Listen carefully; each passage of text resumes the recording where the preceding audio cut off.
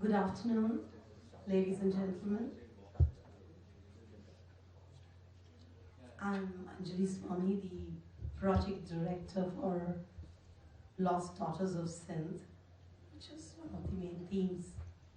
So please bear with me, my throat is a little hoarse today, but I'm here because this topic means a lot to me, and I want it to mean a lot to you as well.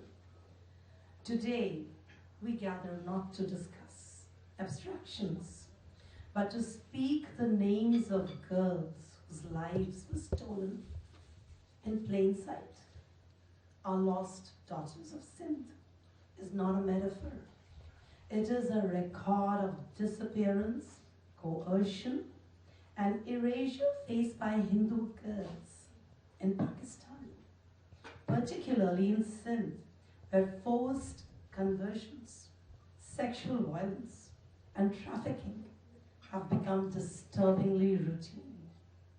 These girls are often between 9 and 18 years old.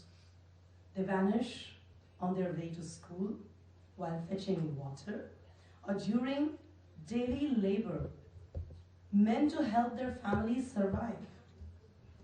Within days, sometimes hours, they reappear in courtrooms as consenting adults, married to men decades older and declared converts to Islam. Their voices are scripted. Their fear is visible. Their families are locked outside the doors of justice. This is not accidental, it is systemic. One individual whose name repeatedly surfaces in these cases is Mia Abdul Haq, commonly known as Mia Mittu, a powerful cleric, a political figure in Sindh. Numerous families and rights groups have accused his institutions of orchestrating and legitimizing forced conversions under religious cover. His political protection has fostered an ecosystem where abductors act openly, knowing consequences are unlikely. For Hindu girls, forced conversion is not merely... I'm honored.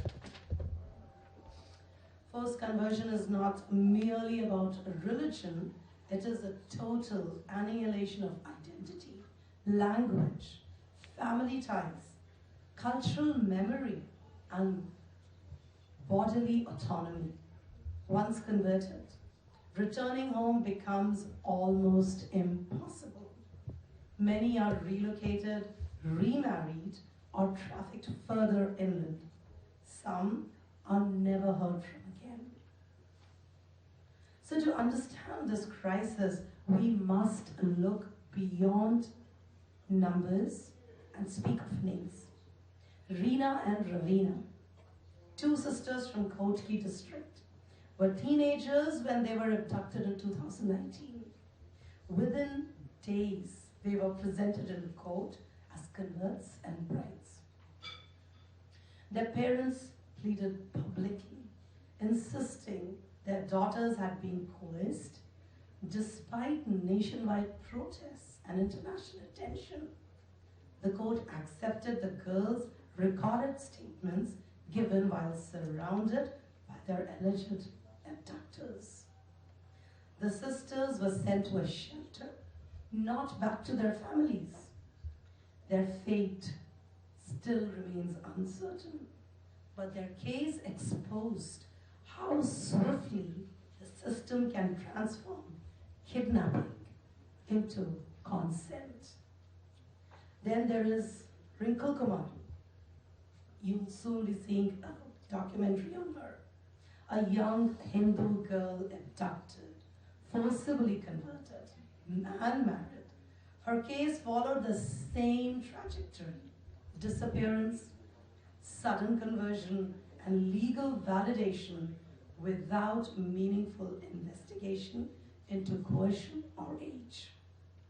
Rinky's story mirrors countless others, each one reinforcing how The law is manipulated to legitimize abuse rather than prevent it.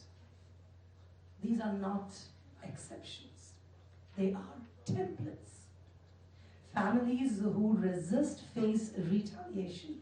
Police often refuse to register first information reports. Lawyers representing Hindu families are threatened. Witnesses disappear. When cases reach court, judges frequently prioritize religious declarations over age documentation or parental testimony. The result is a chilling message to minority communities. Compliance ensures survival. Resistance invites destruction.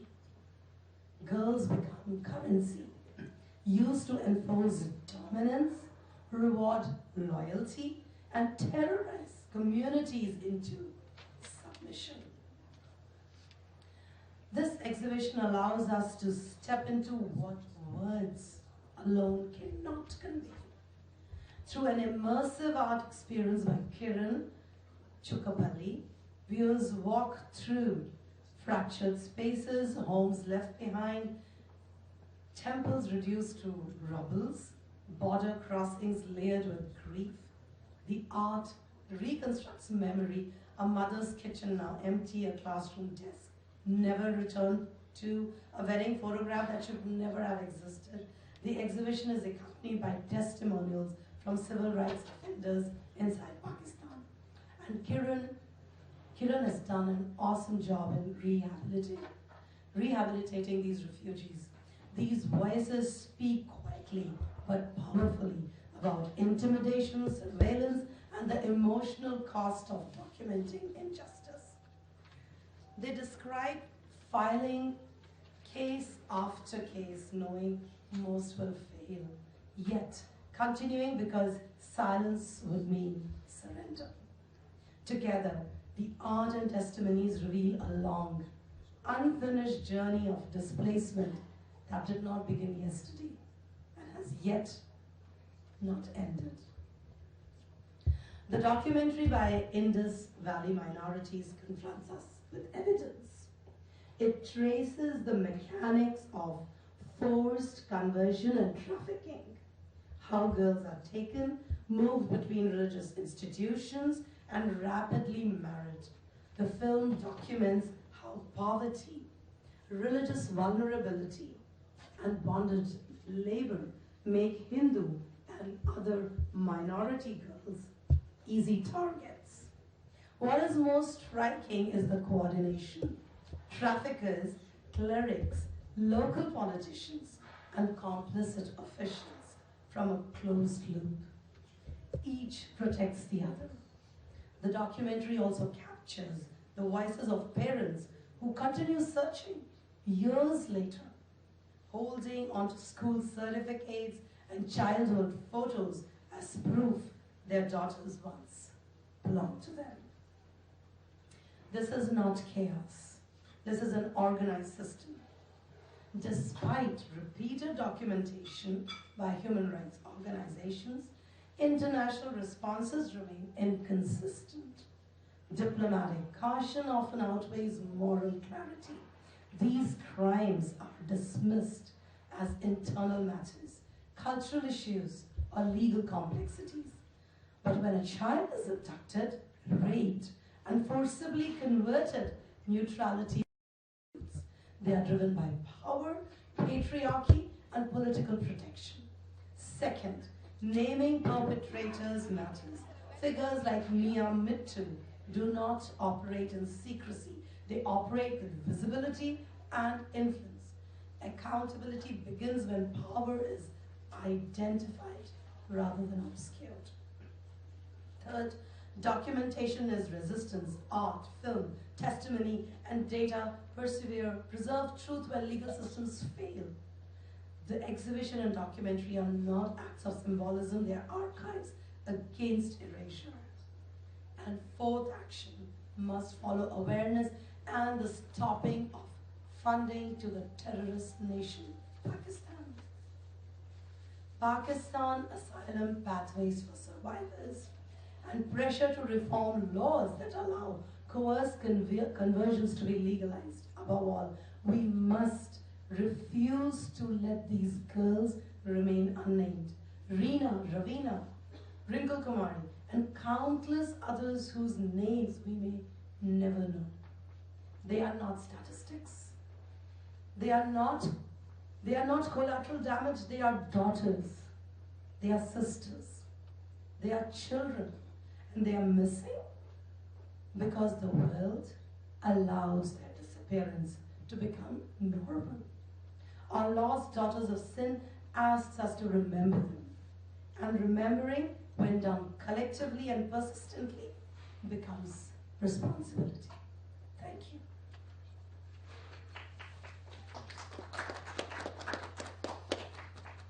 Should I play the movie? Yes, right. So should I?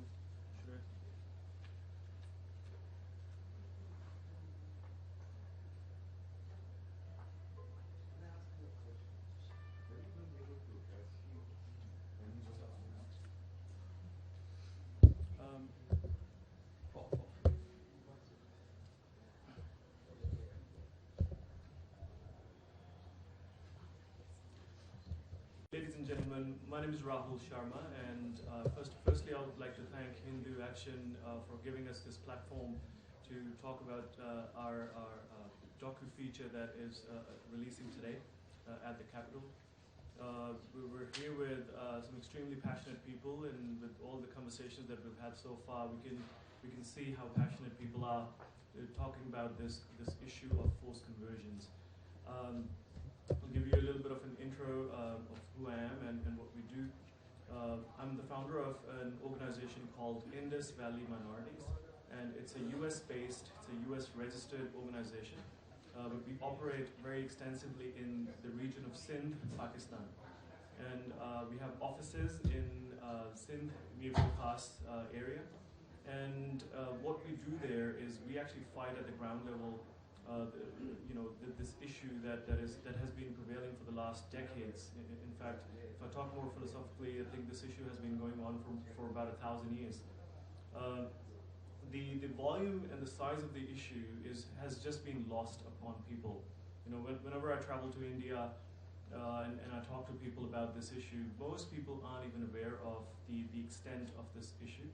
And I've spoken with some really esteemed media personalities as well, and in fact they're also not aware of some of these issues that are going on. So my purpose is to actually bring the issue to light and tell people that this issue is very widespread.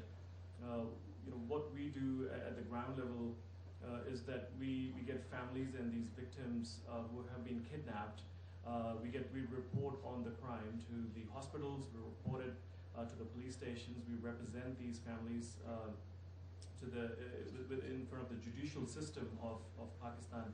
And the one thing that distinguishes us from many people who report on these issues is that we actually work with the system.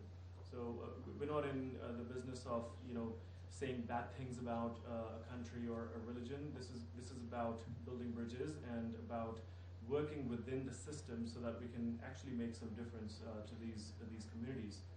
The size of the issue, to give you an example, is such that we get one case a week of a brutal kidnapping, which takes place either at a farm, it could be the girl going to a school, or most likely from their houses at a gunpoint. And when such things happen, you would think that these issues would be international headlines when a minor girl just gets kidnapped, gets forced converted, forced married, and also sexually assaulted multiple times by multiple people. In most cases, the girls are not even found. We're always in the search for these girls. In some cases, we're successfully able to rescue these girls from these criminals. The justice is never served, though. Once the crime is done, these criminals either abscond, they run away, and they come back to the community and live a very happy life. I think that's all I wanted to say on this topic. Anjalee has covered it really well. I would like you guys to watch the the short film that I put together. The short film was put together in Mumbai, and it was shot over summer in June, July, the peak of heat and humidity in Mumbai. And we hired a crew of about 80 people, and it all started with us writing a script, a screenplay. We wrote all the dialogues. We hired costume designers, we hired actors, we hired... फिक्र मत करो राज, हम Sindh high court में एक appeal दायर करेंगे। राज, हम हमारी बेटी को वापस लेकर रहेंगे।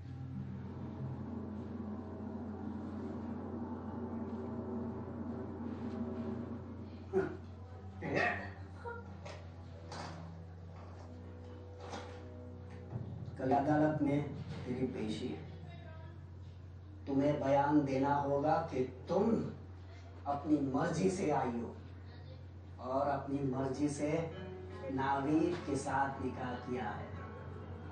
अगर हमारे हक में बयान नहीं दिया तो तेरे इज्जत के साथ साथ तेरे माँ बाप की भी इज्जत सरेआम उछालेंगे।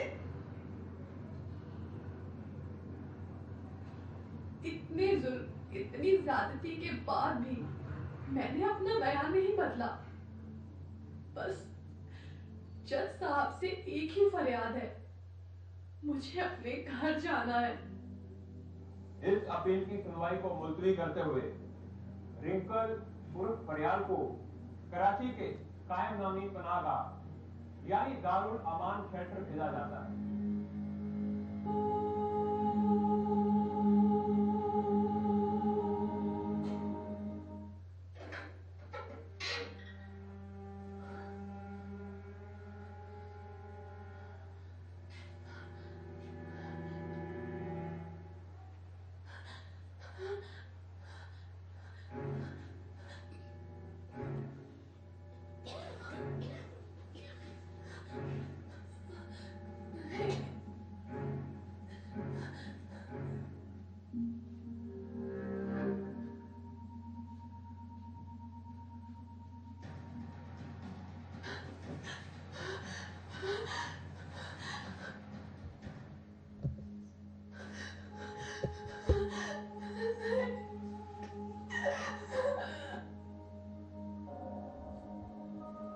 ना जाने मेरे जैसी सिंध प्रांत की कितनी हिंदू लड़कियों की पुकार को पाकिस्तान की अदालतों और पनाहगाहों के चार दीवारी में दफना दिया जाता है, लेकिन मेरी आवाज पहुंची पाकिस्तान के सुप्रीम कोर्ट तक। रिंकल उर्फ फरियाल का बयान अकेले में लिया जाएगा क्योंकि ये बहुत ही संगीन मामला है। इसलिए इस अदालती कमरे को खाली किया जाए।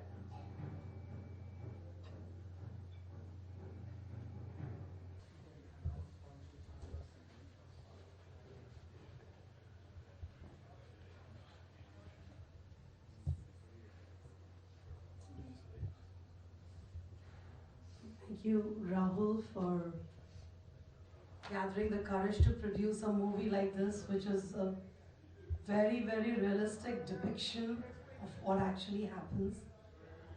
The next message is from Congressman Tanida. I'm honored to represent Michigan's 13th district in the United States Congress. I'm honored to address you all today as a part of this briefing about the global persecution of religious minorities in Pakistan. I want to give special thanks to HinduACTion, the host of today's briefing, for providing a critical input on the Hindu ethos to our elected officials, to leading stakeholder campaigns about policies that will make the Hindu community better off. HinduACTion has done so much for our community, and I sincerely thank them. We must also address a growing threat here at home and abroad, the rise of Hinduphobia. Protecting the rights of all people, regardless of their faith, is a fundamental value we hold dear. Unfortunately, reports reports of anti-Hindu violence have increased in both frequency and severity, and making me deeply concerned about the well-being of Hindus across the world. Recent attacks like the Pahalgam terrorist attack by Pakistani-affiliated military groups are especially concerning. To combat these acts of violence, I have reintroduced an anti-Hinduphobia resolution where I call for celebrating the historical and ongoing contributions of Hindus and Hinduism in the United States of America. Let us all work together to give people the freedom to practice their faith, their religion, without threats of violence, without attacks. And I particularly want to make sure that people feel free to practice their faith and not feel persecuted or attacked by others. Thank you all for convening this hearing, and I wish all of you the best, and reach out to my office if there's anything I can help. Tanidar.house.gov. Again, this is Congressman Shri Tanidar, representing Michigan's 13th Congressional District. Thank you.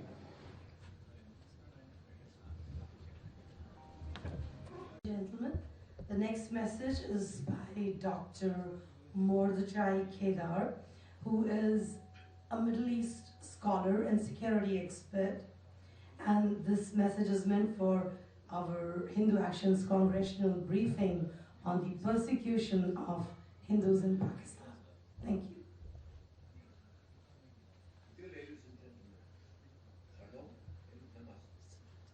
My name is Dr. Mordechai Kedar, and I stand before you today as a researcher of Arab and Islamic societies, a veteran of Israel's military intelligence, and someone who has spent decades in research of religious and political dynamics of the Middle East.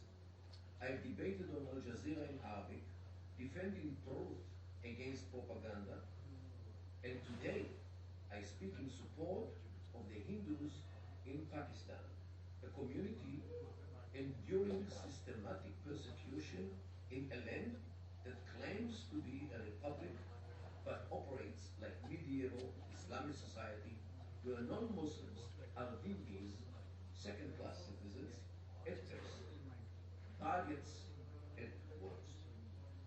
Let me be clear.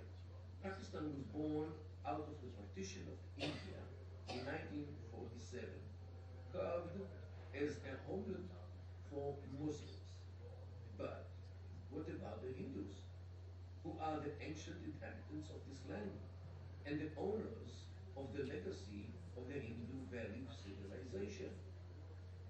They number about 2 million today, mostly in Sindh Province of Pakistan, clinging to ancient temples like HinduACTion and the ruins of their heritage. Yet, they face a daily jihad of forced conversions, abductions of young girls, and mob violence against their places of worship. Reports from Amnesty International and the US State Department paint a grim picture. Temples vandalized, families terrorized, and girls as young as 12 kidnapped, converted to Islam, and married off to their abductors under the guise of love. This isn't random crime. It is rooted in a supremacist ideology. The roots of such intolerance can be found already in the Quran and Hadith, where non-Muslims are tolerated only under strict conditions, paying the jizya tax, submitting to humiliation, and never challenging Muslim dominance. In many cases, Jews in Islamic countries faced the same horrors, pogroms, forced conversions, and dhimmi status that reduced us to shadows. Remember the Farhud in Iraq, 1941, and the expulsion of Yemenite Jews. Hindus in Pakistan are today's dhimmis. Their daughters are stolen because, in this twisted logic, converting a kafir, non-believer, brings divine reward. Pakistan's blasphemy laws, enforced with medieval zeal, allow any accusation to spark lynching.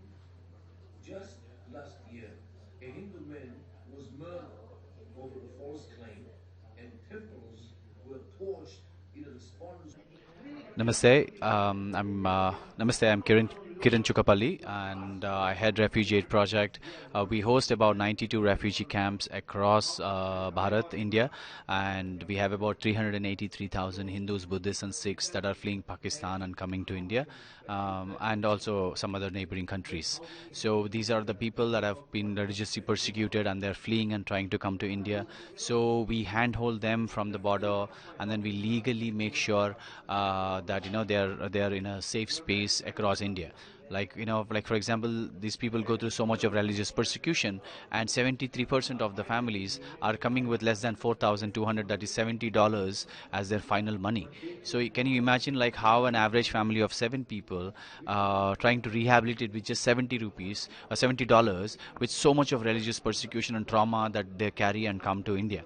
So India is not a signatory to the Refugee Convention 1951 or the 67 Protocol, and we don't have to be also. But we are looking forward to introduce new laws, and we are also appealing to the government of India to introduce new laws so that we can rehabilitate these persecuted minorities from neighboring countries that are coming into India with respect and dignity. And also at the same time, while we are lobbying for the policy and everything, we already did a lot of work. We work on education, we work on healthcare, we work on a lot of other socio-economic programs also. And today we are in Capitol Hill, and we are trying to reach out to the world how this is such an silent crisis. So we call this exhibit as a 7-decade silent refugee crisis, because for over 70 years this has been silenced. And today the voices are rising, and you can see a lot of art exhibit here. We have Goddess quilt, which talks about the resilience of the women. There is Shade Plate, which talks about the oppression that they went through, and then there is an absence series of art exhibition, where it talks about how they have been their message have been blurred intentionally by the world. So we are trying to bring out all of that through this exhibit, and thank you so much for joining us today. Namaste. Hi, my name is Rahul Sharma, and I'm the founder of a humanitarian organization called Indus Valley Minorities. My organization is a US-based organization, but we have offices over in Sindh, Pakistan. I also have a school called Indus Valley Minorities School, in which we have about 83 Hindu kids. The purpose of our organization really is to bring about the awareness of the issue of forced conversions, land grabbings, and violence against minorities of Pakistan. And these minorities are typically Hindus, Buddhists, Sikhs, and Christians. And predominantly in the Sindh area, most of the Hindus in Pakistan live in Sindh Province. I think it's about 80% of the total Hindu population of Pakistan is in Sindh. And these people, most of these Hindus, especially in the rural Sindh, face a lot of discrimination and violence by radical Islamists. The biggest problem that we deal with currently is forced conversions. Forced conversions have been going on in Pakistan for more than 1,000 years. In 2012, there was a particular case of Wrinkle Kumari, which brought attention to this matter and blew open the lid on the matter of forced conversions in Pakistan. Now, I've made a movie on this topic. The movie is based on the true story of a girl called Wrinkle Kumari. And this movie aims to shed light on the matter of forced conversions within Pakistan. The issue of forced conversions is so widespread that on a weekly basis we get multiple cases where families come to our office, local office in Mirpur Khas, and they come and complain about the atrocities. When these families come to us, the most likely outcome is that the girl has been kidnapped, the girl has been forced converted, forced married, and then taken away by a criminal to potentially another city. So the chances of the family recovering the girl become really, really small. So what we do, we immediately bring a pressure force together. And what this pressure force immediately does is that it starts bringing awareness to the social media. We start knocking doors and hold protests on the streets. So within a matter of few days, we bring about 300 to 400 people, Hindus and Christians, on the streets, and we protest. We protest in front of the Sindh Assembly, we protest outside of the Bilawal House, and if need be, we go to Islamabad and protest as well. And the outcome of these protests is typically that there's a lot of pressure that gets put on the police stations to lodge an FIR, which is First Information Report, because the initial reaction from the police is to not record the FIR.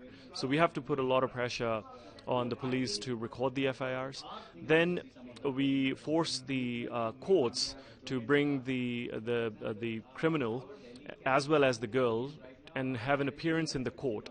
So in most cases, the girls with their new husband that's been forced upon them, they come to the court, and the girl, considering they're minors and so innocent, they've been traumatized, right? They've been sexually assaulted by multiple men in most cases, and they're so traumatized that when they come to the courts, they're either very compliant and they just say that I want to live with my current husband. In cases where the girl wants to run to their families and wants to cry at the court, the criminals mostly stop them from going and talking to the families, and that's what the police does as well. So then, we hire a team of lawyers to then represent these girls in the court system of Sindh. And sometimes we're successful in putting a lot of pressure on these criminals to release the girls, but in most of the cases, the girls do not come back. And we then start fighting a legal battle, which the poor families do not have any money to pay. So which means that they can't go to the courts, they don't have travel money, and we do support them with travel money and free lawyers, but it's never enough because the cases just drag on for too long. And if we wait for too long, if the girl keeps living with that family for more than 4 or 5 months, sometimes the girl just becomes pregnant, and then the matter just becomes extremely complicated. The judicial system is very complicit in all of this, right? Because when we go and register the testimony of the girls and the families in front of the courts, they rarely record the statements accurately. And what tends to happen is that since the statement on Form 164 that we get back from the court, since that statement is inaccurate, you can never really get the justice, because the police basically reads that statement and says, well, the girl willfully converted to Islam and now she's a Muslim, so she cannot actually go back to becoming a Hindu because that'll be blasphemous. So it's a vicious circle that we are dealing with. In a lot of cases, there are young boys of ages 10, 12, 13. They also get raped by multiple men, and that has happened multiple times in the last few months, and we shine light on these cases as well. I'll conclude by saying that every time I travel to India, every time I talk to people about this issue, they get very surprised. They're shocked that these things are happening. And that's my purpose, is to actually bring these issues to light, bring these issues to the Western media so that people become aware of this brutal crime wave that's going on there, and really try and make a difference that way. But thank you. Hello everyone, I'm Anjalee Swamy. I'm the director for HinduACTion's critical project, The Lost Daughters of Sindh. And I'm here today to talk about the missing daughters, sisters, mothers, girl child of the Hindu community in Pakistan, specifically in the Sindh region. Every day, at least 3 Hindu Sikh Christian girls are abducted, forcibly converted to Islam. They are raped or married off to men who are a few decades older than them. And the global community has, up until now, kept silence. Silence means consent. We cannot do that anymore.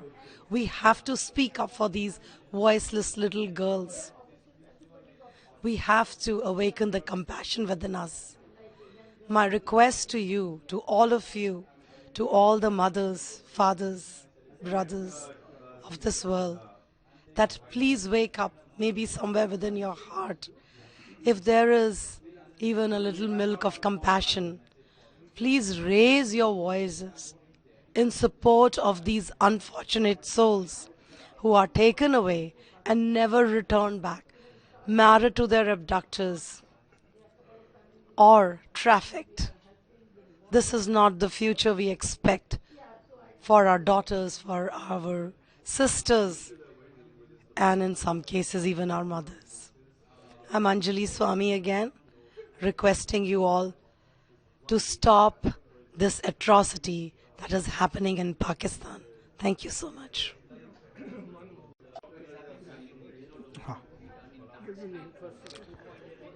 My name is Utsav. Right here. Okay. Okay. My name is Utsav Chakrabarti and I'm the Executive Director of HinduACTion.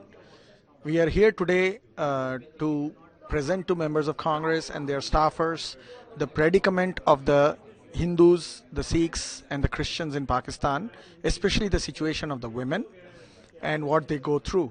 So this was an immersive exhibition that we were able to put together that had 3 major components. The first component, the history of the Hindus and the other religious minorities in Pakistan, going back thousands of years. The second component was a movie, a docu-feature that exemplifies the plight of the Hindus and what they go through, especially the women who are below the age of 16, who are forcibly kidnapped, converted to Islam, and then often sold off as the second or third wife of Islamists. And the third segment was a very detailed exhibit that showed the situation of the Hindus once they become refugees and often live in different parts of India in very poor conditions. This entire effort aimed to educate members of Congress about what the life of Hindus in Pakistan is all about, what the life of Christians in Pakistan is all about. And what we wanted to highlight was that there needs to be immediate and urgent action from the US Congress in terms of oversight over what the White House and the State Department is doing to make sure that any future economic aid to Pakistan that goes there must be incumbent upon the health of the religious minority in Pakistan and its demographic growth. In short, what we are really trying to achieve here is that there should be no money going to Pakistan from the US, from our taxpayers, until the Hindus are increasing in numbers and their quality of life is improved in Pakistan. That was the main reason for hosting this event. Thank you.